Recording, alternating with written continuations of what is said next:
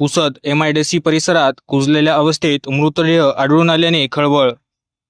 पुसद ग्रामीण police station हद्दीतील वरुड येथील एमआयडीसी परिसरात एका 40 ते 45 वर्षीय इसमाचा कुजलेल्या अवस्थेत मृतदेह आढळून आल्याने एकच खळबळ उडाली.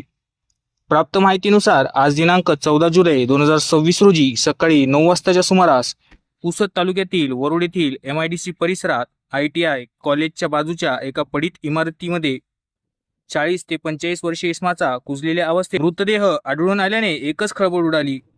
सदर मृतदेह हा मागील 5 ते 6 दिवसांपासून तेथे पडून असल्याचा अंदाज व्यक्त करण्यात आला आहे. सदर मृतदेह हा संतोष जाधव राहणार मधुकरनगर पुसद याचा असल्याची माहिती मिळाली आहे.